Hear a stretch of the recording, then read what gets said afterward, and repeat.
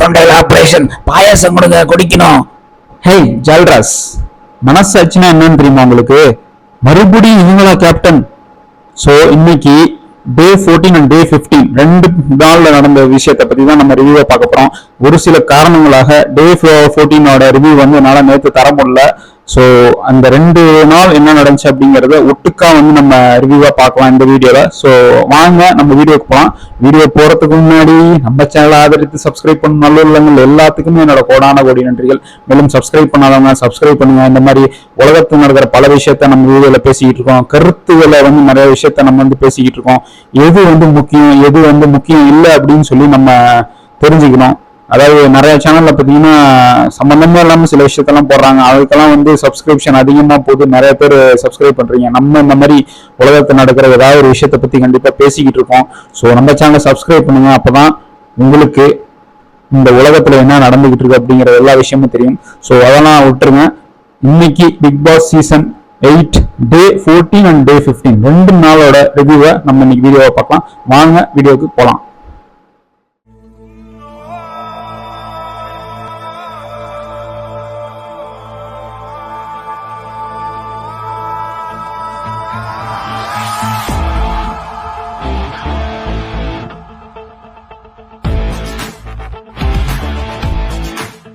டே 14 நாள் ஆரம்பிக்கும் போது பாத்தீங்கன்னா ஒரு சண்டைங்க கேர்ள்ஸ் டீம்ல. அதாவது வந்து சௌந்தர்யா வந்து தனக்கு கொடுக்கப்பட்ட ஷேர் இல்லாம எக்ஸ்ட்ரா பாயசத்தை எடுத்து குடிச்சிருச்சு அப்படின்னு சொல்லி சுனிதா வந்து கம்ப்ளைண்ட் பண்ணுது. ஏமா அந்த மாதிரி எடுத்து குடிச்ச அப்படின்னு சௌந்தர்யாட்ட கேட்கும்போது இது வந்து நான் பாய்ஸ் டீம் நினைச்சு குடிச்சிட்டேன் அப்படின்னு சொல்லி சொல்லுது.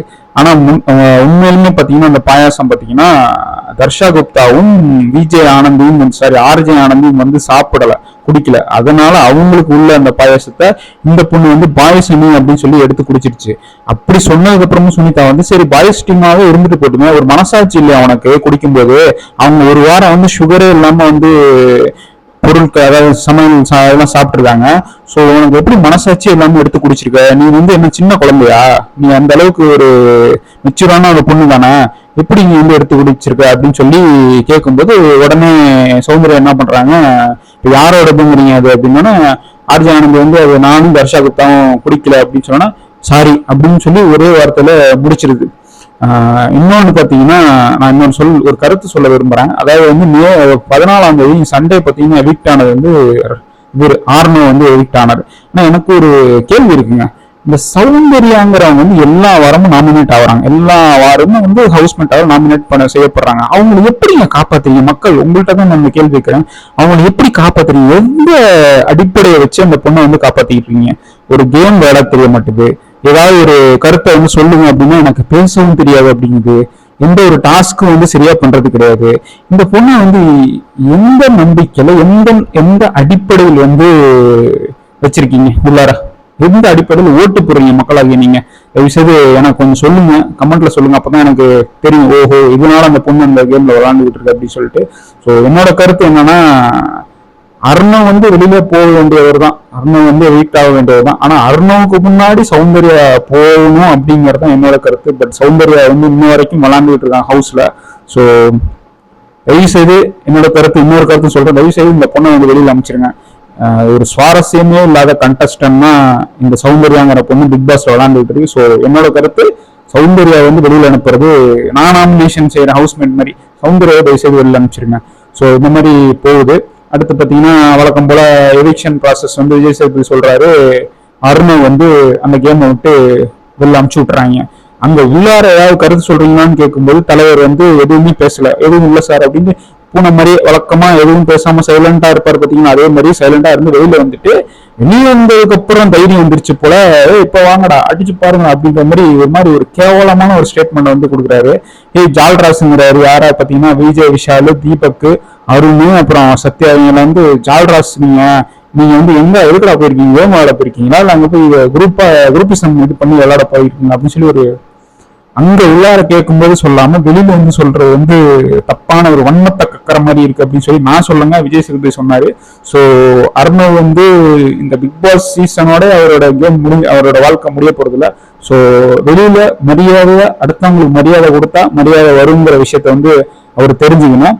ஸோ இந்த மாதிரி அருணை வந்து எவிக்ட் பண்ணி அமுச்சு விட்றாங்க.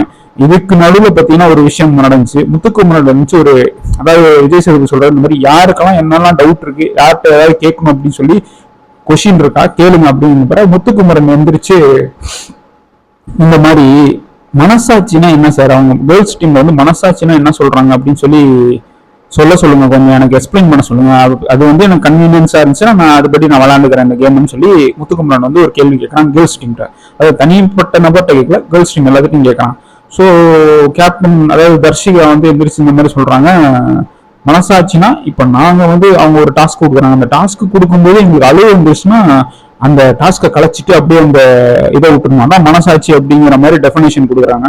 ஸோ இது வந்து விஜய் சேதுபதி வந்து இந்த மாதிரி நீங்க கம்ஃபர்டபுளா இருக்கிற டே ஒன்ல இருந்து அதான் சொல்லிட்டு இருக்காரு, நீங்க கம்ஃபர்டபுளா இருக்கிறதுக்காக பிக் பாஸ் வரல, உங்களை நீங்க நிரூபிக்கிறதுக்காக தான் பிக் பாஸ் வந்திருக்கீங்க. ஸோ உங்க கம்ஃபர்ட்டுக்கு இந்த கேம் வந்து விளையாட முடியாது அப்படின்னு சொல்லி அவர் வந்து அதுக்கு ஒரு முற்றுப்புள்ளி வச்சிருக்காரு. ஸோ மனசாட்சியெல்லாம் கழட்டி வச்சுட்டு தான் இந்த கேம் விளையாடணும், அதுதானே வந்திருக்கீங்கன்ற மாதிரி ஒரு பாயிண்ட சொல்லி முத்துக்குமரனுக்கு சப்போர்ட் பண்ற மாதிரி பேசுறாப்புல விஜய் சேதுபதி. அந்த மாதிரி முடிஞ்சிச்சு. அதுக்கப்புறம் ஒரு காமெடியா வந்து விஜய் விஷால் வந்துருச்சு, தர்ஷா உனக்கு உண்மையுமே சமைக்க தெரியுமா அப்படின்னு சொல்லி கேட்கறாங்க. தர்ஷா குப்தா வந்து என்னடா சமைக்க தெரியலன்னு சொல்லிட்டோம்னா பப்ளிக் நம்மள தப்பா எடுத்துருவாங்களே அப்படின்னு சொல்லிட்டு எனக்கு சமைக்க தெரியும் சார் அப்படின்னு சொல்லிடுறாங்க. அதுக்கப்புறம் நானே நம்பிருந்தேன் இந்த விஷயத்த. அதுக்கப்புறம் விஜய் சேதுபதி வந்து ஒரு கேள்வி கேட்கிறாரு விஜய் விஷால்கிட்ட. இந்த கேள்வி என்னன்னு பாத்தீங்கன்னா, நீங்க தான் ஒரு சூப்பர் குக் ஆச்சு, நல்லா சமைக்கணும்னு நீங்களே சொல்லிக்கிறீங்க, நான் ஒரு கேள்வி கேட்கிறேன், நீங்க ஒன்று சொன்னீங்க பாத்தீங்களா இஞ்சி வந்து எதுக்கு போடுறது அப்படின்னு சொல்லி சொன்னீங்க பாத்தீங்களா. ஆமா சார், இது வந்து பச்சை ஸ்மெல், அதாவது அந்த வெங்காயம் பூண்டு பச்சை ஸ்மெல்லாம் போறதுக்காக இஞ்சி போடுறாங்க அப்படின்னு சொல்லி சொன்னீங்க பாத்தீங்களா, வித்தியாசமா இருந்துச்சு அப்படின்னு சொல்லி ஓட்டி சாவடிக்க மக்கள்கிட்ட கேட்கறாங்க. அது உங்களுக்கு தெரியுமா அந்த மாதிரி மக்களும் சிரிக்கிறாங்க. உண்மையை சொல்ல போனா நான் ஒரு தற்கொலைங்க. விஜய் விஷால் சொன்ன அந்த விஷயம் இருக்கு பாத்தீங்களா, இந்த இஞ்சி வந்து எதுக்கு போடுறாங்கன்னா அந்த ராஸ்வல் போறதுக்காக தான் இஞ்சி போடுறாங்க அப்படின்னு சொன்னாரு பாத்தீங்களா, ஒரு பொட்டாரு பாத்தீங்களா ஒரு பேய் கதை. அந்த பேய் கதையை நான் நம்பிட்டேங்க. உண்மையிலுமே இஞ்சி வந்து இதுக்குதான் போடுறாங்கன்னு சொல்லி நானுமே நம்பிட்டேன்.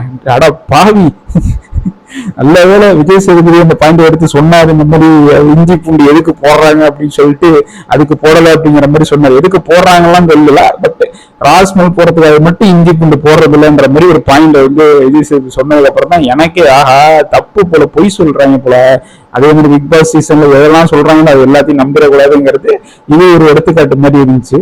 ஸோ இந்த மாதிரி அன்னைக்கு போயிடுச்சு. ஸோ டே 14 வந்து இந்த மாதிரி விஷயங்கள் தான் நடந்துச்சு, பெருசா ஒன்றும் நடக்கல. அதே மாதிரி கடைசியாக எவிக்ட் ஆகும்போது மென்டல் டார்ச்சர், அதாவது வந்து நம்ம அருணா வந்து தர்ஷா குப்தா இந்த மாதிரி பாய்ஸ்லாம் பேசக்கூடாதுன்னு இருக்காங்க, உனக்கு மென்டல் டார்ச்சர் கொடுக்குன்னு சொல்லியிருக்காங்க அப்படின்னு அருணாவும் சொன்னதா வந்து தர்ஷா குப்தா வந்து பாய்ஸ்ட போய் எல்லாம் சொல்றாங்க. அது வந்து அருணா வந்து அப்போ வந்து கேள்விக்குறியாக மெண்டல் வச்சுட்டே இருந்திருப்பாரு, நான் எங்க மென்டல் டார்ச்சர் சொல்லிட்டு இருந்தேன் அப்படின்னு சொல்லிட்டு கடைசியில வெளியில வந்ததுக்கு அப்புறம் விஜய் சேதுபதி சொல்றாரு, நீங்க மென்டல் டார்ச்சர்னு வார்த்தை பயன்படுத்தவே இல்லை அப்படின்னு சொன்னோன்னா அருணா வந்து ஆஹா நல்ல வேலை நம்ம அந்த வார்த்தையை பயன்படுத்துற அப்படின்னு சொல்லி அதை முடிச்சுக்கிறாரு. ஸோ இதுதான் வந்து டே 14 நடந்துச்சு. அடுத்து டே 15 நேத்து மண்டே என்ன நடந்துச்சுன்னு பாத்தீங்கன்னா, எடுத்தோடனே வந்து போன வாரம் பார்த்தீங்கன்னா லாஸ்ட்ல வந்து கேப்டன்சிக்கு அந்த இது பேருக்கு டாஸ்க் விளையாடுறதுக்கு நாமினேட் ஆகியிருந்த ரஞ்சித் அண்ட் தர்ஷிகா வந்து கேம் விளையாடுறாங்க. அந்த கேம் பார்த்தீங்கன்னா ஏதோ கண்ணு கட்டிக்கிட்டு பாய்ஸ் டீம் அடிக்கணும் கேர்ள்ஸ் டீம் அடிக்கணுன்ற மாதிரி ஒரு டாஸ்க் கொடுக்குறாப்புல பிக் பாஸ். இதுலயும் வழக்கம் போல வந்து கேர்ள்ஸ் டீம் தான் ஜெயிக்குது, ஐ மீன் தர்ஷிகா தான் ஜெயிக்கிறாங்க. ஸோ மறுபடியும் முதல்ல இருந்தா மறுபடியும் 2வது டைம் கேப்டன் அப்படின்ற மாதிரி எனக்கும் ஆச்சரியமா இருந்துச்சு. முதல் வாரம் நீ ஒன்னும் கிளிக்கலையாமா, 2வது வாரம் என்ன கிளிக்க போறான்ற மாதிரி எனக்கு மனசுக்குள்ள இருந்துச்சு. ஸோ தர்ஷிகா வந்து கேப்டனா ஆயிட்டாங்க. இந்த 3வது வாரத்துலயும் பாத்தீங்கன்னா கேப்டன் ஆயிட்டாங்க. ஸோ இதுதான் வந்து நேற்று ஸ்டார்டிங் ஆரம்பிச்சிச்சு.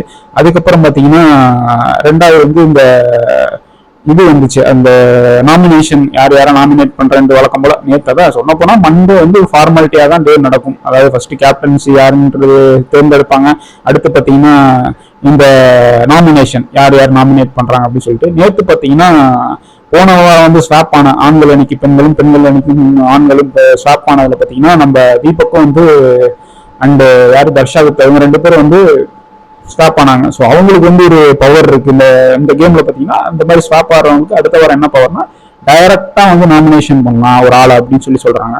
ஸோ தீபக் தரப்புல பாத்தீங்கன்னா தர்ஷா குப்தா வந்து நாமினேட் பண்றாங்க. அவங்க வந்து ஜாக்லின் வந்து ஓவர் ஷேடோ வந்து பண்றாங்க அப்படின்ற மாதிரி தர்ஷா குப்தாவை நாமினேட் பண்றாங்க. அதே மாதிரி தர்ஷா குப்தா வந்து அருண் பிரசாத்தை வந்து நாமினேட் பண்றாங்க. ஸோ இந்த மாதிரி டைரக்ட் நாமினேஷன்ல வந்து இவங்க அருண் பிரசாத் அண்ட் வர்ஷா குப்தா வந்து செலக்ட் ஆகிறாங்க. அடுத்து பார்த்தீங்கன்னா எல்லாம் கன்ஃபெஷன் ரூம்ல போய் ஒரு ஒரு ஆளா வந்து நாமினேட் பண்றாங்க. இந்த வாரம் என்ன விஷயம்னா மிக்சடு நாமினேஷன் சொல்லிட்டாரு பிக் பாஸ். ஸோ எல்லாரும் பார்த்தீங்கன்னா ஆண்கள்ல இருந்து யாரை வேணா நாமினேட் பண்ணலாம், பெண்கள்ல இருந்து யாரும் நாமினேட் பண்ணலான்ற மாதிரி போய்கிட்டு இருக்கு. இதுக்கு நடுவில் பார்த்தீங்கன்னா நம்ம ஆளுங்க வந்து ஆண்கள் என்ன பண்றாங்கன்னா இந்த மாதிரி நாங்க ஒரு ரூல்ஸ் சொன்னோம், எங்களை வந்து அதாவது உங்களுக்கு அந்த ரூம் அதாவது ஆரம்பத்திலே அந்த பெட்ரூம் அந்த ரூம் தான் வேணும் அப்படின்னு சிங்கிள் பெட்ரூம் உள்ள சிங்கிள் காட்டு உள்ள பெட்ரூம் வேணும் அப்படின்னு சொன்னா நாங்க ஒரு ரூல்ஸ் சொல்லுவோம், அதை வந்து நீங்க கேட்கணும் அப்படின்னா அதுக்கு ஓகே சொல்லிட்டு தான் கேர்ள்ஸ் வந்து அந்த ரூமுக்கு போனாங்க. அது என்னன்னா பாத்தீங்கன்னா இந்த டைம் வந்து அந்த இதை யூஸ் பண்ணுங்கிற காரணத்துக்காக எங்களை யாரும் நீங்க நாமினேட் பண்ணக்கூடாது அப்படின்னு சொல்லி சொல்றாங்க கேர்ள்ஸ் கிட்ட பாய்ஸ். அதை வந்து பிக் பாஸ்ட கேட்கும்போது ரூல் புக்ல இல்லாத விஷயத்தெல்லாம் என்கிட்ட கேட்கக்கூடாதுன்ற மாதிரி ஒரு சொல்லிடுறாரு. அதாவது அது உங்க இஷ்டம், நீங்க என்ன வேணா பண்ணிக்கலாம் அப்படின்ற மாதிரி ஒரு பதில சொல்லி விட்டுறாரு. பட் எல்லாமே மிக்ஸ் தான் நாமினேட் பண்ண ஆரம்பிச்சிட்டாங்க. ஸோ இந்த நாமினேஷன் ப்ராசஸ்லையும் பார்த்தீங்கன்னா நம்ம தூங்க மூஞ்சி சத்யா இருக்க பார்த்தீங்கன்னா எப்படி கேர்ள்ஸ் டீம்ல சௌந்தர்யா இருக்காங்களோ அதே மாதிரி சத்யா பாய்ஸ் டீம்ல. அதாவது டைரக்ட் நாமினேஷன் வந்து பண்ண ஆட்களை வந்து கன்ஃபெஷன்ல போய் பண்ணக்கூடாதுங்கிற அந்த அறிவே கிடையாது. அதை மறந்துட்டானா இல்ல அறிவில்லாம போய் உட்காந்துட்டு என்ன சொல்றாங்கன்னு தெரியாம போயிட்டு அங்க போய் அருண் பிரசாத் அப்படிங்கிறப்ப அதுக்கு பிக் பாஸ் சொல்றாரு அருண் பிரசாத் வந்து டைரக்டா நாமினேட் ஆயிட்டாரு, நீங்க வந்து அவரை நாமினேட் பண்ணக்கூடாது அப்படின்ற மாதிரி பிக் பாஸ் வந்து சத்யாட்ட சொல்றான். ஸோ இது மாதிரி தான் போயிட்டு இருக்கு. ஸோ இந்த மாதிரி எல்லாமே நாமினேட் பண்ணி முடிச்சிட்டாங்க. ஸோ அதிக ஓட்டு நாமினேட் ஆனவங்க வந்து சௌந்தர்யா. நான் முன்னாடியே சொன்ன மாதிரி தயவுசெய்து இந்த வாரம் அமுச்சு விட்டுருங்க. எந்த ஓட்டு எந்த அடிப்படையில் ஓட்டு போடுறீங்கன்னு தெரியல மக்களே. தயவுசெய்து இந்த பொண்ணெல்லாம் பிக் பாஸ் விளையாடுறதுக்கு ஒரு எலிஜிபிளே இல்லாத கண்டஸ்டன்ட். ஸோ இதெல்லாம் 106 நாள் வரைக்கும் டிராவல் ஆச்சுன்னா நம்ம டிவியை உடச்சு போட்டு போயிடுவோம். அந்த மாதிரி தான் அதெல்லாம் விளாண்டுட்டு இருக்கு. ஸோ அதே மாதிரி சௌந்தர்யா பார்த்தீங்கன்னா ஆவனா பாய்ஸ்ட போயிட்டு நான் பிச்சை எடுக்கேன், கேர்ள்ஸ்ட போய் நான் வந்து எதுவும் சொல்லி பிச்சை எடுத்துக்கிட்டு இருக்கேன் அப்படின்னு. ஏமா நீ கேர்ள்ஸ் டீம்ல பிச்சை எடுக்கிறது வேணாமா, நீ பாய்ஸ் டீம்ல போய் எனக்கு இப்படி ஆயிடுச்சு எனக்கு வந்து இப்படி ஆயிடுச்சுன்னு சொல்லிட்டு போய் புலம்புறதை பத்தி பிச்சை எடுக்கிற மாதிரி தான் இருக்கு. ஸோ எதா இருந்தாலும் நேரா பேசி பழகு, தயவு செய்து தனியா உட்காந்துக்கிட்டு எனக்கு இது பண்ணல அது பண்ணல அப்படின்னு சொல்லி பேசாத. அதே மாதிரி எல்லா வாரம் வந்து ஆண்கள் அணியிலிருந்து ஒருத்தர் ஸ்டார்ட் பண்ணுவாங்க, பெண்கள் அணியிலிருந்து ஒருத்தர் ஸ்டார்ட் பண்ணுவாங்க. இந்த வாரம் பாத்தீங்கன்னா 2 டீம்ல உள்ள கடை குட்டி அதாவது எதுக்கு யூஸே இல்லாம விளையாண்டுட்டு இருக்காங்க பாத்தீங்களா, ஜெஃப்ரி அண்ட் சச்சனா, இவங்க 2 பத்தியும் வந்து ஸ்வாப் பண்றாங்க. ஸோ என்னோட கருத்து என்னன்னா இவங்க 2 பேரும் அங்க போய் ஸ்வாப் ஆகி விளையாடுறதுனால எந்த ஒரு பெருசா எந்த ஒரு மாற்றமும் இருக்காது அப்படின்ற மாதிரி தான் நினைக்கிறேன். ஸோ இதுதான் வந்து கிராசரி டாஸ்க். அதாவது இந்த வாரத்துக்கு வந்து எவ்வளவு பர்ச்சேஸ் பண்ணலாம் அப்படின்னு சொல்லி ஒரு கேம் வைப்பாங்க எப்போது வாரம். இந்த வாரம் பார்த்தீங்கன்னா ஒரு 1000 மார்க் மாதிரி வச்சிருக்காங்க. 500 1000 2000 சம்திங் போட்டிருக்காங்க. ஒரு பால் வந்து 2 எலாஸ்டிக் இருக்கு, ஒரு எலாஸ்டிக் இருக்கும், இந்த சைடு ஒரு ஆள் பிடிச்சிக்கணும், இந்த சைடு ஒரு ஆள் பிடிச்சிக்கணும். இந்த பாலை நடுவில் வச்சு இப்படி எடுத்து விட்டு அந்த பால் போய் அடிக்கணும். ஸோ எவ்வளவு அடிக்கிறாங்களோ அதுதான் வந்து இந்த வாரத்தோட உங்களுக்கு வந்து நீங்க வந்து இந்த அமௌண்ட்டுக்கு தான் வந்து நீங்க வந்து எலிஜிபிள் பர்ச்சேஸ் பண்றதுக்கு அப்படின்ட்டு. அது ஆரம்பிக்கும்போது எனக்கு தெரிஞ்சிருச்சு, இதுல எத்தனை அடிப்பாங்கடா அப்படின்ற மாதிரி தான் எனக்கு யோசிச்சு. அதே மாதிரி தான் பாத்தீங்கன்னா பாய்ஸ் வந்து வெறும் 5000 ரூபாய், கேர்ள்ஸ் வந்து வெறும் 2000 ரூபாய், இந்த மாதிரி தான் வந்து 2 பேரும் ஜெயிக்கிறாங்க. ஸோ அதை வச்சுக்கிட்டு தான் நீங்க வந்து கிராசரி இந்த வாரம் வாங்கணும் அப்படின்ற மாதிரி சொல்றாங்க. ஸோ இந்த வாரம் கொஞ்சம் டீசெண்டா வந்து பாய்ஸ் எடுத்தாங்க. போன வாரம் 12000க்கு எடுத்தாங்க, 5000 8000 ரூபாய் சம்திங் எலிஜிபிளுக்கு 12000 பொருள் எடுத்தாங்க. இந்த தடவை வந்து பாய்ஸ் வந்து டீசெண்டா 3800 முடிச்சிட்டாங்க. அதே மாதிரி கேர்ள்ஸ் பார்த்தீங்கன்னா 2000 ரூபாய்க்கு 2150 ரூபா நம்ம சம்திங். ஸோ 250 ரூபா போனாதான் வந்து இதாகும், அவங்க எடுத்ததுல 10% கம்மி பண்ணுவாங்க. ஸோ 2 பேத்துக்குமே பார்த்தீங்கன்னா அவங்க எடுத்த பொருள் வந்துன்ற மாதிரி பிக் பாஸ் சொல்லி முடிக்கிறாரு.